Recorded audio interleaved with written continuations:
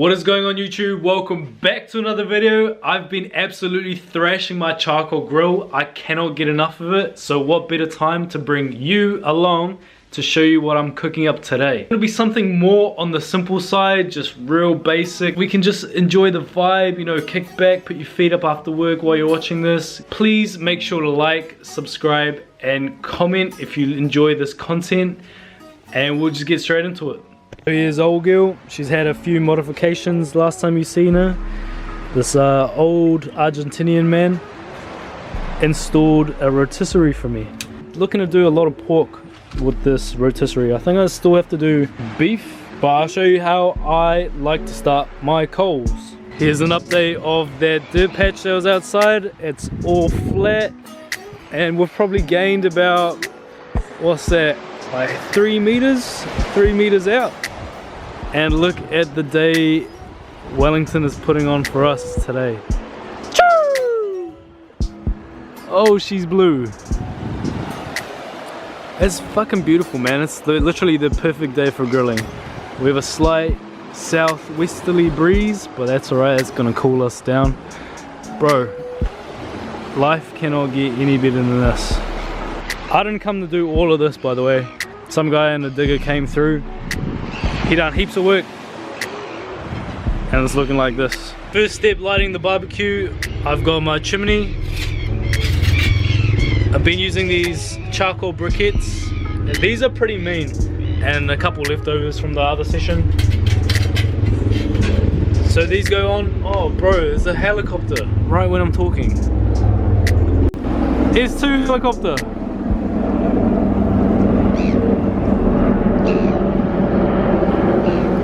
They're so far away, but they're so loud. They ain't even that far away.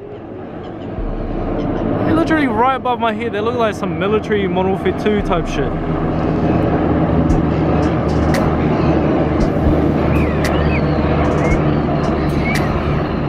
Get away. As I was saying before, I got a couple old briquettes from the old session and one more briquette log. And I'm gonna top the rest up with some lump charcoal. This is the type of lump charcoal I'm using. I'm using I think it's called Commodities. It's real fat, burns real hot. And I'm just filling the chimney up with the rest of these.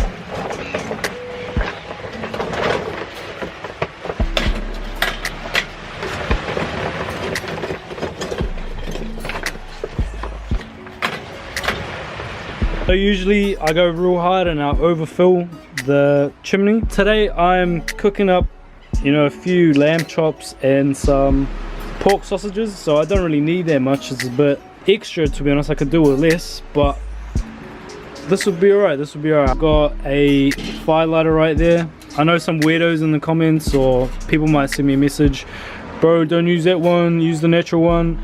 Bro, it doesn't matter. It truly, I can tell you right now, it doesn't matter. You just need something to light it. Use paper, use whatever you have. You need to light that fire, you're gonna get it. If you, no fire, no eat. There's an alternative. You can actually buy the natural ones. I prefer these ones. And so this is gonna take roughly 10 minutes to ignite. In the meantime, I'm just gonna kick back, let that do its thing, and I'll catch you in 10 minutes. I can see that the charcoal's turned grey up on the tops, which means it's ready to pour. Another upgrade that this grill had is these charcoal baskets. Got upgraded to these. These are the official Weber ones. And you can see these are like just the crappy ones that we got with it. That's the old one for size comparison, and then that's the new one. That's the new one I got. Can't really fit much charcoal in these, so I'd recommend, if your charcoal baskets ain't the best, then definitely invest 60 bucks and get some of these. Totally worth it. Our charcoal is ready. It's grey up top. It's been about 10 minutes and we look to pour. I didn't touch on why I used a briquette as well as lump charcoal. It's because I don't want to fill the whole chimney with lump, because there's the main difference is the lump burns high and hot and quick, and then the briquettes give us a long, slower, sustained temperature I've noticed for myself doing a bit of indirect cooking and just testing it out, just at least one or even half, like what you saw in the chimney was half a log. That does me good for another 2 sessions after this one, so awesome value for money. I mean, that charcoal ready to pour, just chuck it in.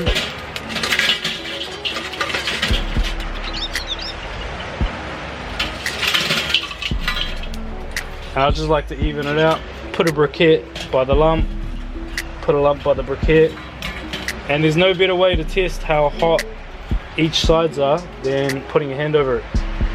1, 2, I can get 3 seconds there, and a little bit longer on the right hand side, so I'll shift and adjust, shift and adjust. And you can see sometimes how small these ones break into. You can see how small they break into and become. That's the thing with these lump charcoal. Don't get me wrong, lump charcoal is brilliant, super high heat, but when you're after a little bit more consistency, just briquettes. And I think I've had this one specifically for, this is my 3rd cook with it. There's real mean value for money, and you just can't go wrong with it. Cooking grate goes on, and we'll open the vent fully. In about 5 minutes we'll check the temp, see what we're sitting at, and you guys can just enjoy the view. Ice water. Where I'm at, it's probably hit, what? It's pushing 30 degrees like when we get 2-3 p.m. It's just been scorchers, eh? And I've been thrashing the grill. I think over the last 2 weeks I've grilled probably like 9 or 10 times, which is insane. That's fully insane. Cooking with charcoal to me was always a harder process than just turning on the gas grill, but man, the charcoal infuses such a deep flavor that you can't get with anything else. It's insane. It's like cooking with fire is like an urge in us, in our brain. Cooking with fire is like satisfies that brain itch, and it makes the food taste incredible. I used to live in a valley, so any surge of wind, and if you don't have the right equipment, that surge of wind comes through, hits the charcoal, and then splatters all that ash into your food. I've had some food turn out not that great because I didn't invest in the right equipment. To be honest, I just used what we had. We had like it's like an oil barrel cut in half, and then just the coals go on the bottom, and then your cooking grate. And bro, since I've got this kettle barbecue, for cheap by the way, for cheap, I've been thrashing it non-stop. You got your charcoal barbecue, you need a chimney. I heavily recommend getting a chimney, pack of firelighters, and you're away. You got your charcoal set in 10 minutes. There's so many tips in cooking with charcoal, like I don't even know most of them. I still got so much to learn. I've been having like the meanest kai. Hey, I've been having the meanest kai, because that charcoal, man, you can't beat it. I can't wait to do a hangi with it. I'm gonna do a hangi real soon. I just need to have all the stuff, get real hungry one day, and then just do it. And I'll do that for YouTube. So make sure you sub up, and then you get to see how I do my hangi. It's been about 5 minutes. You can see the temp is at, was that like 210 or something Celsius. The front vent open, bottom vent is open. We're stabilized at that temp, so I think we'll get the meat on. Our kai we're chucking on the coals is some pork sausages and marinated lamb chops. This has been marinating for, I'll say like 5 or 6 hours now, but I heavily recommend, if you want your food to taste even better than restaurants, marinate it overnight. This is marinated in salt, pepper, rosemary, lemon juice, and smoked paprika. I'm going to be cooking these indirect and then giving it a little bit of color at the end. So the most important part is just don't overthink it, eh? Just chuck it on. So one side's for our snags.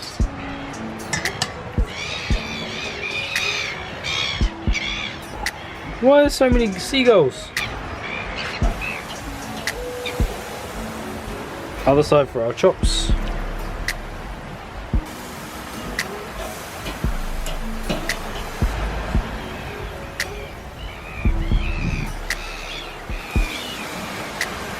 These ain't my normal pork sausages. They like to break, but they taste alright, but the casing's pretty weak to them.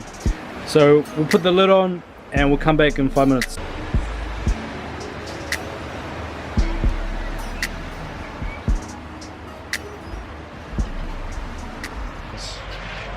Pretty on point. So we're 5 minutes in. It's just time for our first flip.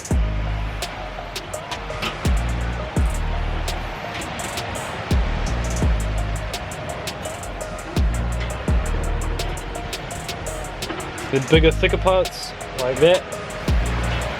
This is gonna take longer to cook than this part. So we're gonna have this facing the charcoal. And we're gonna do that with all the chops.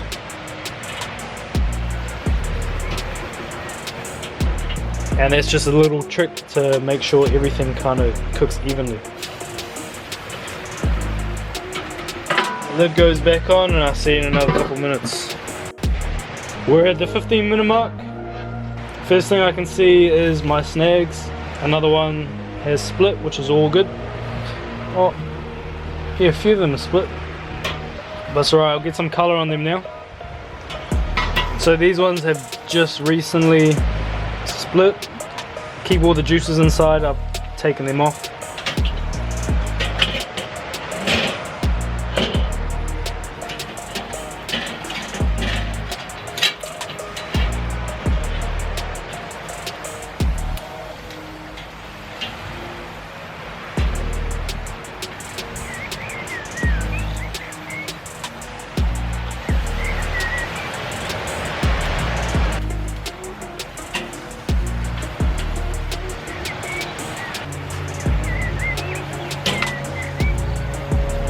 I've taken the small ring and put it directly on the charcoal baskets, which means our lamb is sitting pretty close to the charcoal.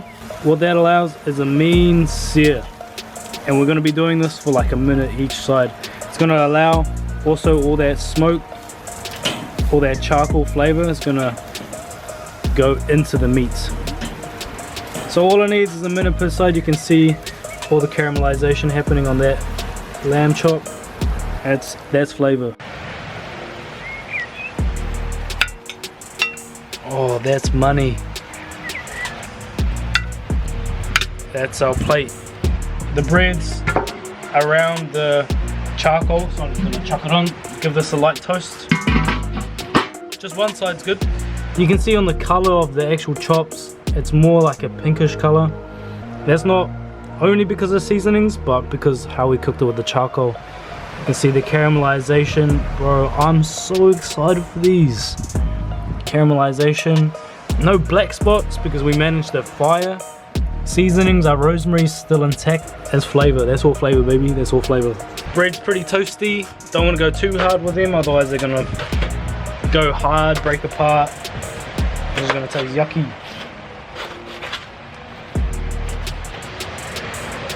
So chuck that on a tray. A couple of these can be saved. Definitely the big piece. That one, and that one. So I'll show you how to save these. Yeah, so that's fully open. That's fully closed. Put the dome on, and we're just closing these. And so what that does is it restricts all the airflow in our kettle. We're smothering it, and whatever survivors there are, we'll put them in the chimney next time, and we'll use that. And it's time to eat. This is our spread. We got some pork sausages, some caramelized onions are made for the snag, our delicious lamb chops, sauerkraut because I love these on my snags. This and pork is like the ultimate combo. Lettuce, tomato, cucumber, coriander, our toasted rolls, and you know we gotta have the hot sauce. These are from my friends at Apostle Hot Sauce. This is a New Zealand based hot sauce company. They sent me their range, and holy shit, it's so flavorful, and the acid component is not just pure vinegar. Guys, what I really like about these guys, they have some pretty trippy flavors, and as one, it's not super spicy, so you can just have it without debating if you want to spend 30 minutes of your next day on the toilet. And their flavors are awesome as well as their colors. Like this one, what was this one? Szechuan, blueberry, and habanero. Insane flavoring. roasted capsicum and chili, mango, turmeric, and ginger. This one reminds me of, this will go insane with Jamaican cuisine.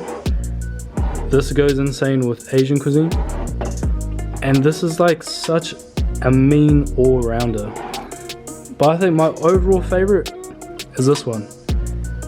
Chocolate and Manuka Chipotle. I don't know, it's like that Manuka smokiness. The acid components of them, they use high quality apple cider vinegar. And you can really taste in all of these sauces. It's not just vinegar or white distilled vinegar. Apple cider, high quality vinegar makes a difference. Cut into this, see how it's cooked. The ultimate test to see how I've done. That is perfect.